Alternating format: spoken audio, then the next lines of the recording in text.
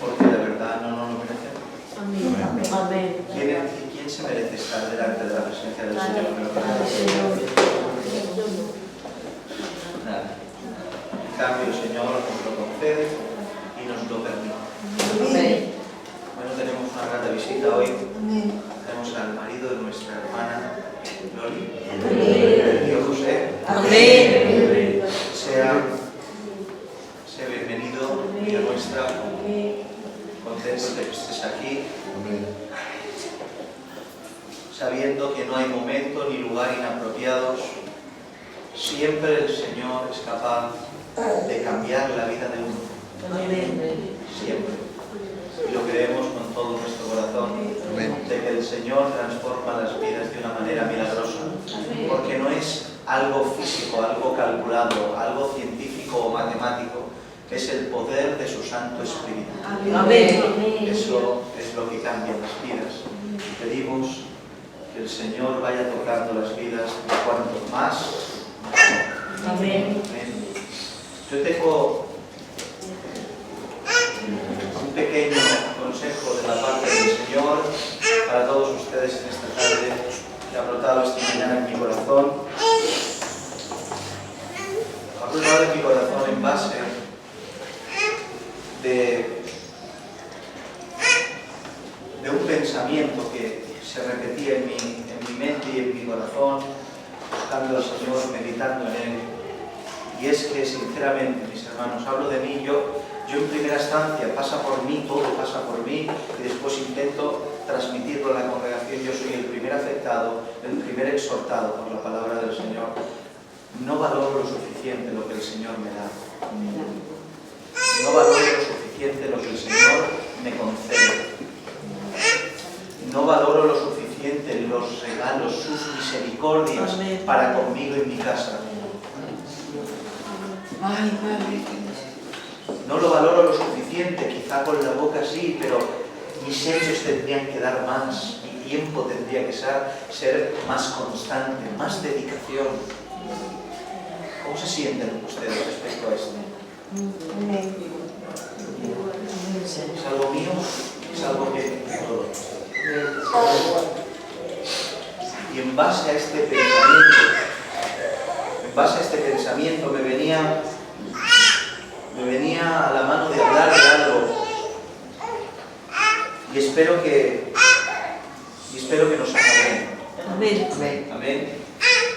Conforme vayamos hablando el mensaje, no vamos a tardar mucho, se van a dar cuenta, sobre todo al final, del por qué, hablando de esto, podemos valorarnos al Señor. Y la porción de la Escritura se encuentra en Mateo capítulo 3, verso 9. Mateo capítulo 3, verso 9.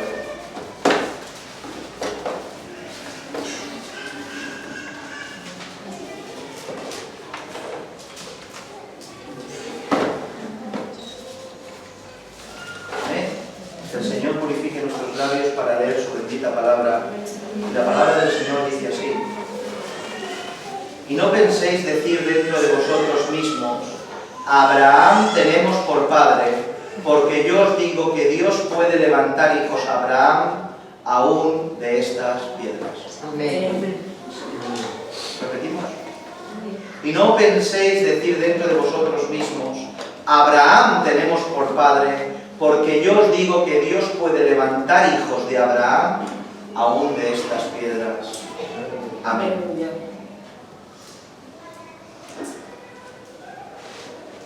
Hoy en día, por varios motivos,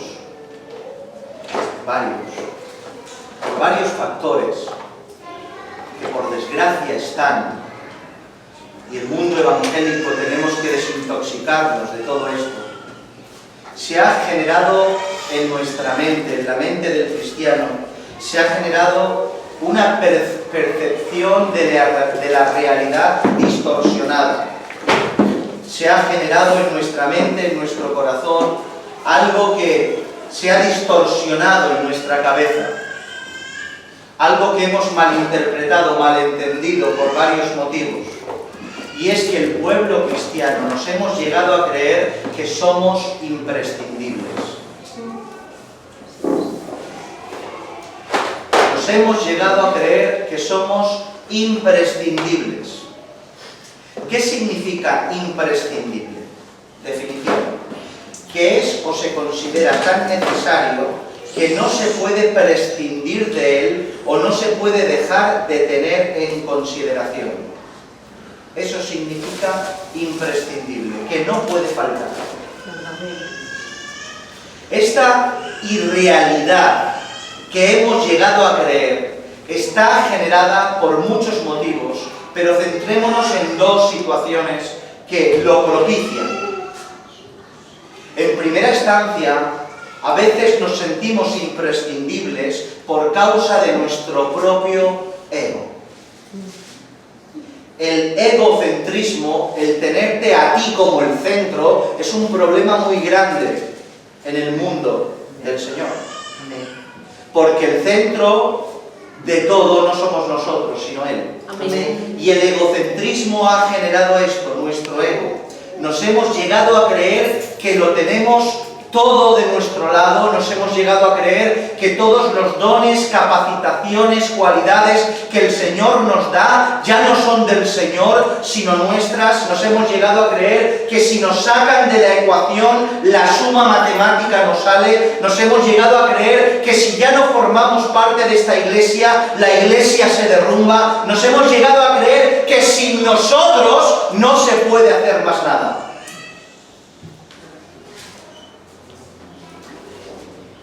Hemos llegado a creer que nuestra aportación de calidad, nuestra aportación de sabiduría, nuestro talante y experiencia en Dios son tan sumamente elevados que nuestras personas se han vuelto imprescindibles. Por otro lado, esto no solo lo hemos generado nosotros, sino ha sido incentivado por púlpitos corruptos que en vez de tener a Dios por el centro de la iglesia, tienen al hombre como centro de la iglesia. Púlpitos que han predicado cosas que no son adecuadas, dándole lugar al hombre en vez de darle el lugar a Dios. Reteniendo a los hombres con palmaditas en la espalda. Hombre, no te vayas, sin ti no tenemos nada que hacer. Si lo tienes todo, eres buena persona, buen padre, buen marido, buen trabajo, lo tienes todo. Solo te falta el Señor. ¿Qué más? Señor. Ay, Padre, ayúdanos. Hemos escuchado durante años toda esa misma predicación que incentiva, activa de alguna manera errónea el corazón del hombre, saltándose a Dios.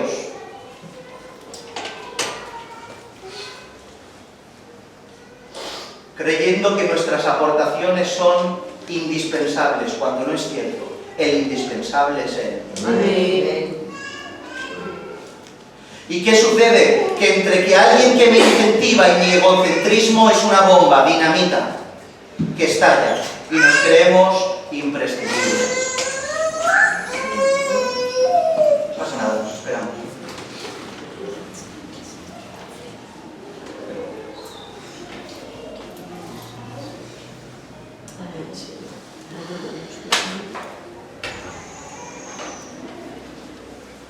¿Amén? ¿Han escuchado el dicho, todos somos necesarios pero ninguno imprescindible? Bueno, pues yo lo voy a modificar. Ninguno es necesario y ninguno es imprescindible. Entonces, no somos necesarios. Escucha, no somos necesarios. Eres necesario. No, es falso. No somos necesarios. Dios no nos necesita. ¿Puede chocar fuerte? Bueno, pues es así. Dios no es Dios, te va a necesitar.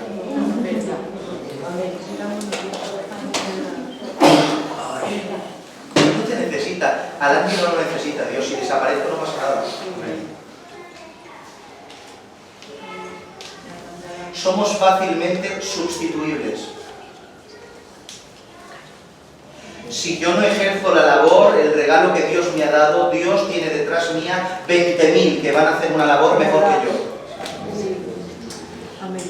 No soy imprescindible, no soy necesario, soy sustituible.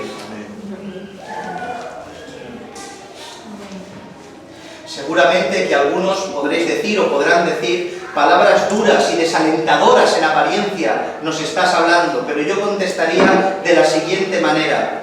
Primero, que es simplemente la verdad. Y veremos cómo este pensamiento en nosotros no generará desazón, sino todo lo contrario, generará valorar más lo que tenemos. Amén. Tenemos que entender algo. Tenemos que entender algo. Sí, por favor, si los niños se pueden... Es demasiado.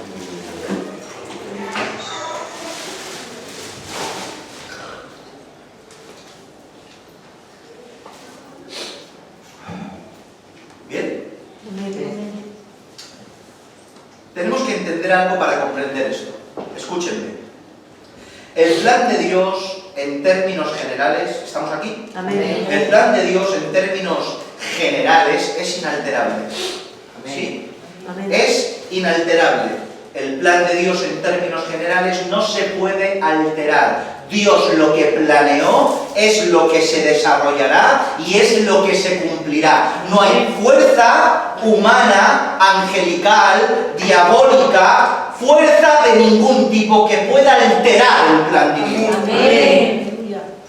¿Bien? Pero las piezas que mueven dicho plan y que Dios utiliza para desarrollar en esta dimensión terrenal ese plan, sí que se pueden mover y sí que se pueden sustituir. Amén. Y sí que se pueden cambiar. Amén.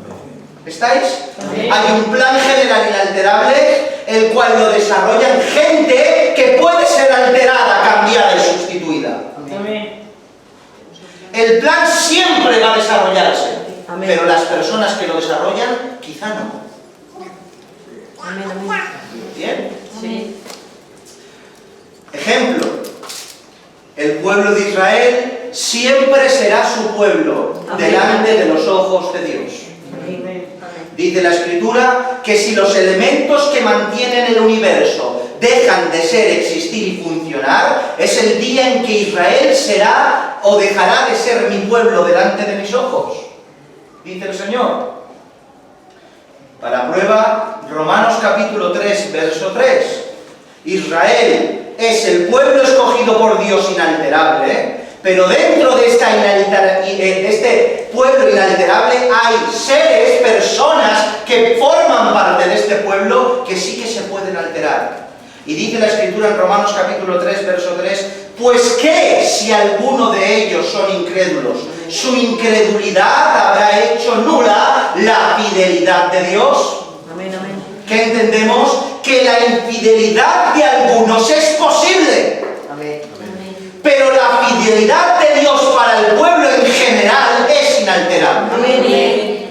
El plan se desarrolla sin cambio, pero los susodichos, las personas que están dentro del plan, sí que pueden generar cambio.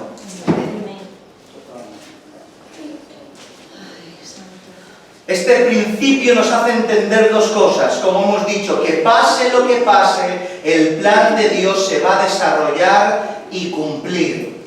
Amén. Siempre. ¿Cuántas veces hemos dicho, hombre, si no vamos aquí, esa persona se va a perder, si no hacemos esto no se va a realizar?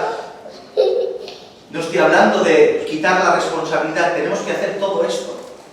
Pero quiero despertar un concepto en tu mente, y es que si tú no vas, no se va a perder él, quizá te pierdas tú por desobediente. Amén. Porque a esa persona habrán 10.000 que irán a predicarle. Amén. Amén. Porque el plan de Dios general es inalterable. Amén. Por tanto, vuelvo a repetir que somos prescindibles, no imprescindibles. El pueblo de Israel, entre ellos los líderes, se sentían completamente así. En el primer siglo vemos esa prepotencia. Vemos que se sentían imprescindibles, se sentían insustituibles, se sentían inamovibles, se sentían únicos. ¡Únicos! El texto de referencia en el cual hemos leído nos ubica en el tiempo en el cual Juan Bautista está predicando el arrepentimiento de pecados y bautizando en el desierto. Y dice que muchos de los fariseos y los saduceos iban a él, al bautismo en aguas, allí en el desierto. Los fariseos y los saduceos eran, digamos, los dos grupos dentro del pueblo de Israel más importante y con más nombre dentro del primer siglo. Los saduceos monopolizaban, para así decir, lo político concerniente a Israel, monopolizaban el templo, y los fariseos monopolizaban las escuelas, sinagogas y clases de pensamiento. Se sentían únicos, se sentían especiales, se sentían insustituibles, se sentían imprescindibles. Pero estos fueron allí, fueron a ver a Juan al Jordán. Y aprendemos mucho de estos, y entre otras palabras que les predicaba, aprendemos mucho de esto, y les dijo el texto que hemos leído. Dice: y no penséis dentro de vosotros mismos, cuando vio venir a estos fariseos, a estos saduceos, que Juan tenía discernimiento, conocía de dónde venían y conocía el corazón que tenían de alguna manera, y les dijo el texto que hemos leído: y no penséis decir dentro de vosotros mismos, a Abraham tenemos por padre, porque yo os digo que Dios puede levantar hijos a Abraham aún de las piedras. Amén. Amén, amén. Tremendo. Aprendemos mucho de esta porción de la Escritura. En primera instancia aprendemos qué es lo que le hizo tener egocentrismo a estas personas y qué es lo que le hizo sentirse imprescindibles a estas personas. Aprendemos que el título, la pertenencia y el linaje los hizo sentir únicos e imprescindibles. ¿Entendéis? Por mí pasa todo, por mí pasa la Torá, por mí pasa la enseñanza, por mí yo soy los que de mi carácter social son aquellos que monopolizan el templo, los sacrificios. ¿Cómo no vamos a sentirnos imprescindibles? Somos hijos de Abraham. Todas las promesas de la Escritura hablan acerca de nosotros. ¿Cómo no nos vamos a sentir únicos e imprescindibles? Pero en cambio Juan les dijo: escuchadme bien. Dios puede levantar hijos de Abraham de las piedras. No te creas tan importante y tan necesario.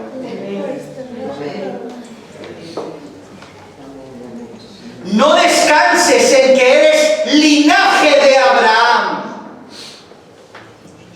Porque puedes tener el título, pero no puedes tener a Dios.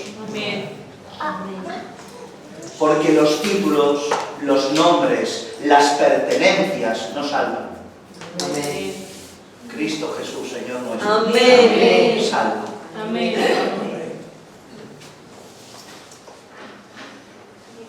¿No pasa esto quizá en la actualidad?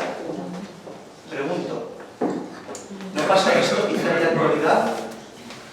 A veces se nos llena la boca de lo que hacemos, se nos llena la boca del lugar donde frecuentamos, se nos llena la boca del lugar donde pertenecemos, que soy de esta iglesia o de aquella, y creemos que podemos descansar en lo que ejercemos para Dios, en la posición que tenemos para Dios, en la iglesia en la cual pertenecemos y nos desarrollamos para Dios, pero nada de eso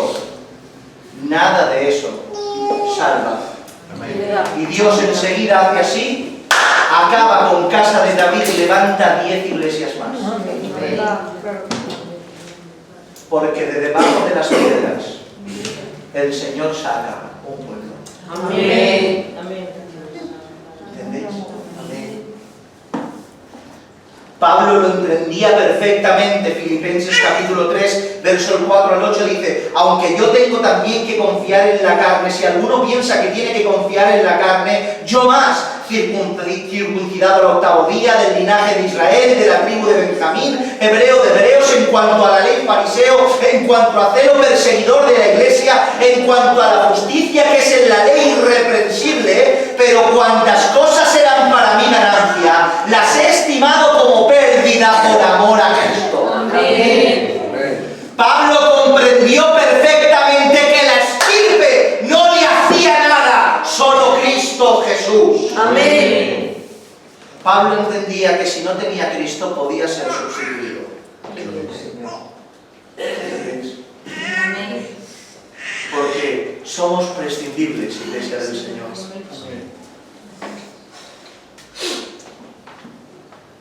Esta expresión de Juan me recuerda a otra porción de las Escrituras, las cuales también se nombran piedras, y esta vez en la boca del Señor Jesús. En Lucas capítulo 19, verso 38 al 40 dice: bendito, dice el Señor, bendito el Rey que viene en el nombre del Señor, paz en el cielo y gloria en las alturas. Entonces algunos de los fariseos entre la multitud le dijeron: Maestro, le preguntaron a Jesús, Maestro, reprende a tus discípulos. Él les respondió y le dijo: os digo que si estos callaran, las piedras clamarían. Amén. ¿Por qué? Porque la alabanza nunca cesará hacia Él. Amén. Puede cesar en tu boca, pero nunca cesará la alabanza hacia Él, porque si tú no lo alabas, 10.000 detrás tuya lo alabarán. Amén. Porque si tú no le alabas, si yo no le alabo, las piedras clamarán, porque ya se proveyó el Padre de que hubiera alabanza hacia el Hijo. Sí, Señor. Entiende de que el que pierde es uno. Amén, amén. Sí, Señor. Así es. Pierdo yo por no alabarle. No pierde Él. No necesita de tu alabanza. La necesitas tú. Amén. La alabanza en tus labios purifica tu alma. Sí, Señor. Tú necesitas alabarle. Yo necesito alabarle. Y créanme que no quiero ser sustituido por una piedra. Amén, amén, Señor.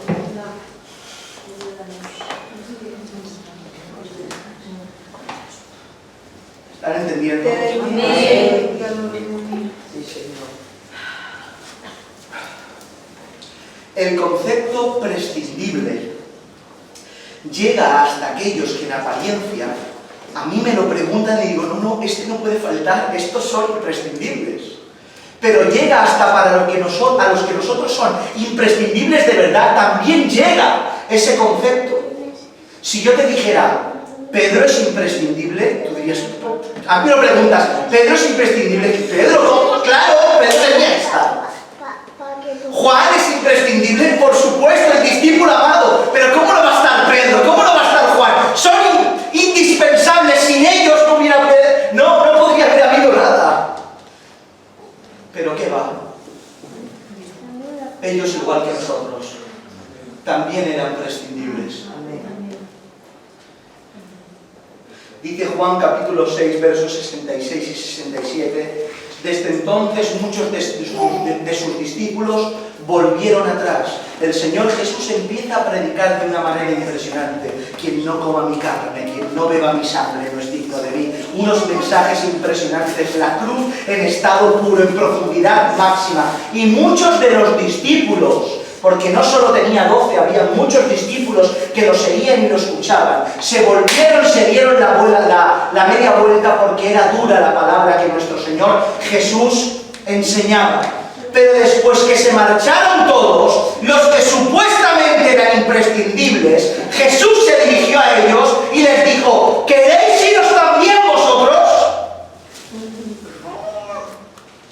Iros de aquí si queréis también. Porque si vosotros 12 no queréis, tengo otros 12. Y si estos 12 no, tengo otros 12. Porque el favor no se lo hacían los discípulos a Cristo. Era Cristo a los discípulos. Amén. Sí, Señor. Pero en cambio tuvieron que alzar la voz y decir: ¿dónde vamos a ir? Si solo tú tienes palabra. Amén. Aleluya. Amén, Señor.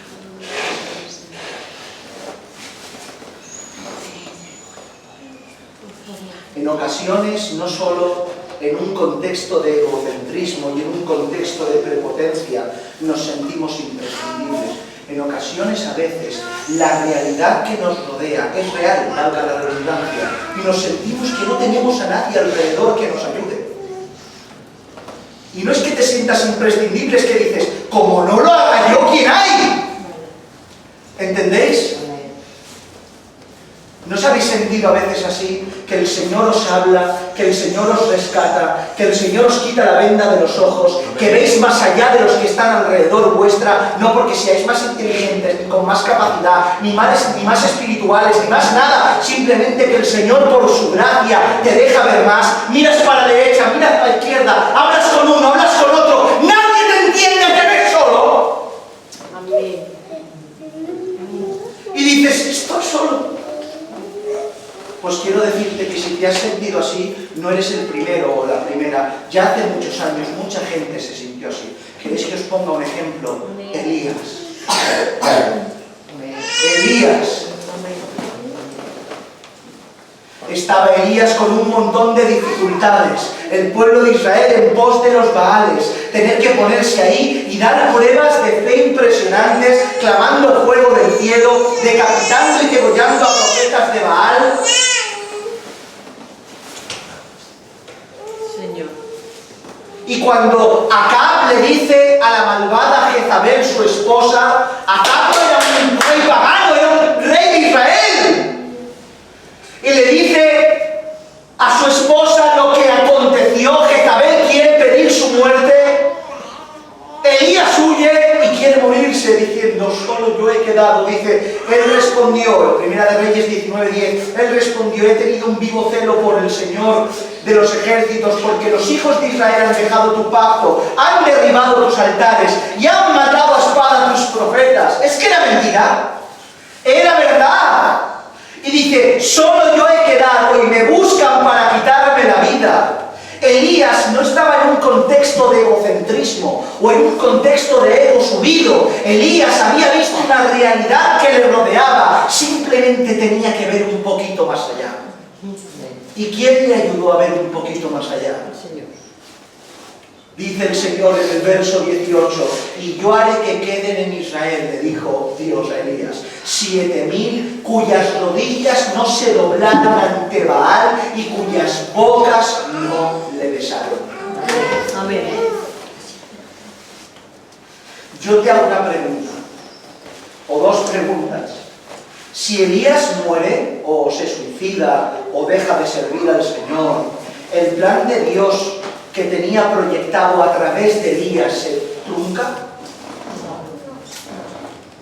No. Jamás. La bendición de ser partícipes del trabajo del Señor en Elías se la hubiera perdido Elías.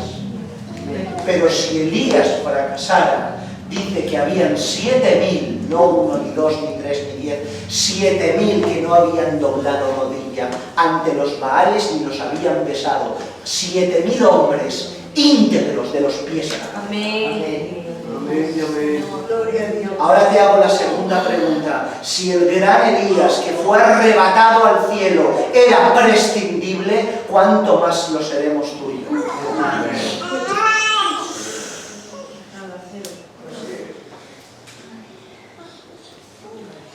El Señor no te necesita.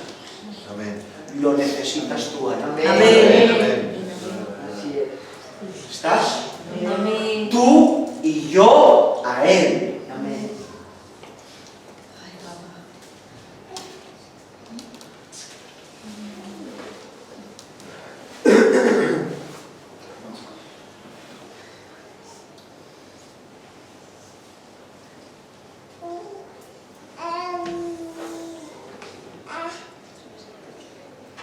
Un segundo, se me ha ido.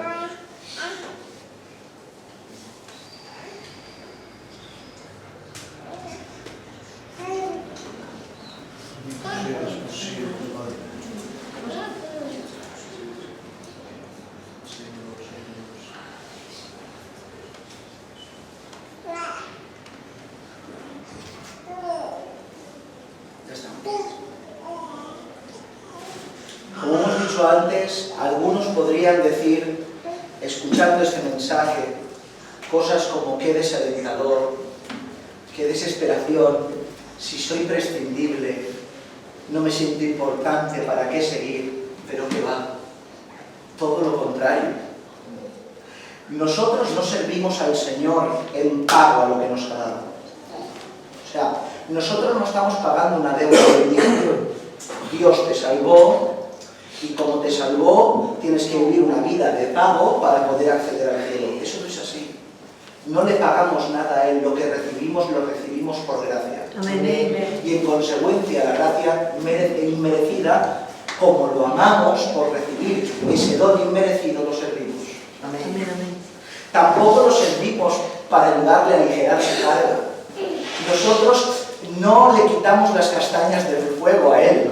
No le ayudamos a aligerar su carga. Bueno, tú llevas esto, yo te llevaré una bolsa, así cargarás menos peso. ¿Qué va? Él aligera la tuya. Cuando tú le sirves, aligera Él tu carga. Amén. Nuestro servicio, escucha Él que terminamos, nuestro servicio a Él es por obediencia y para nosotros es un absoluto privilegio y un completo beneficio. Amén. Lo repito otra vez, para nosotros es un absoluto privilegio y un completo beneficio. Amén. Ya lo creo. Así es. Mire, un empresario con capital suficiente que genera una empresa y tiene que hacer ciertos trabajos específicos, contrata a los trabajadores más cualificados para desarrollar dicha empresa y dichas tareas, ¿sí o no? Necesita los mejores arquitectos, o los mejores abogados, o los mejores, qué sé yo. Intenta contratar a las mejores personas cualificadas para que desarrollen dentro de la empresa el mejor trabajo posible. Las personas que contratan, que son cualificadas, que tienen estudios, que tienen una labor y se lo han ganado a pulso, trabajan y se sienten merecedoras del sueldo que cobran por cuanto han realizado un servicio que va a la par de la capacitación y sacrificio que previamente han ejercitado.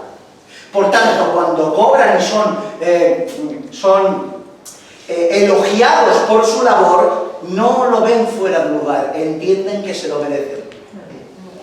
¿Vale? Dios con nosotros no es así. Dios no nos tomó por nuestras capacidades, sino que cuando nos tomó, nos capacitó para poder ejercer dichas tareas. Somos minusválidos, discapacitados, trabajando en la empresa del cielo. Por tanto, trabajamos para Él sin capacidad interna ni propia para poder desarrollar la labor que Dios exige. Él no te toma porque vales, Él te toma sin valer nada y te da valor a tu existencia. Es completamente al revés. Por tanto, el que se siente imprescindible, el cual se cree que aporta algún valor a la obra de Dios, no aprecia lo que Dios ha hecho con él, porque se ve que todo lo que tiene lo realiza por su propia cualidad. Pero en cambio, los que creemos y entendemos que somos prescindibles, que no somos necesarios, y vemos que Dios a pesar de eso nos toma, valoramos más lo que Dios nos da.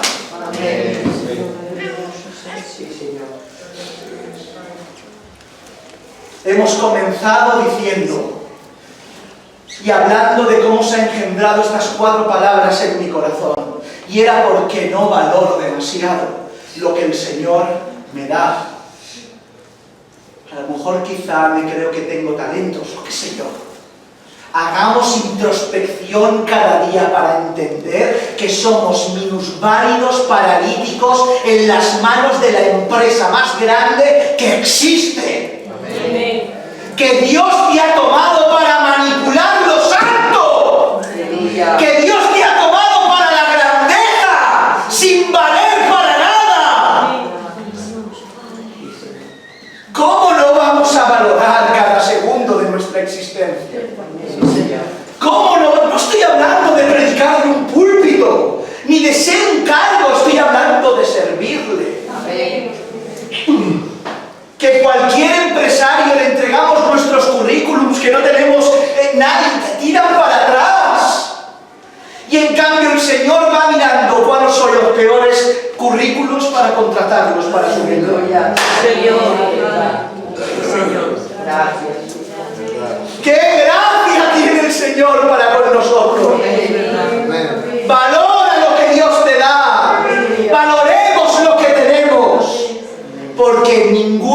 nosotros somos necesarios. Él simplemente nos toma aún sin servir y nos dice, venga, trabaja, yo te capacitaré. Aleluya. Sí, Señor. Solo hay uno imprescindible. ¡Uno! ¡Jesucristo! Ese sí que era imprescindible. Ese sí que no podía sustituirse. Ese sí que no valía a otra persona. Nadie pudo ejercer la labor que hizo él. Otro no podría haber muerto en la cruz. Solo Jesucristo en Nazareno. A este no se le puede sustituir. No valía cualquier sangre, solo la suya. Señor. Era él o nada. Él o nada. Pero nosotros no. Nosotros ninguno. Ninguno valemos nada. Pero aún así, gracias a los méritos del que sí valía, nosotros podemos estar aquí. Sí, Señor. Por tanto, que estas palabras compunjan nuestro corazón para poder valorar cada minuto y dedicarle cada segundo de tiempo de nuestras vidas a aquel que se lo merece por contratarnos sin currículum. Sí, Señor. Amén. Amén, Señor. Amén. El único propósito de estas 4 palabras, de este sermón, era este: valorar lo que Dios nos da, amarlo más, servirlo mejor, en el nombre de Jesús. Sí, Señor. Inclina la cabeza.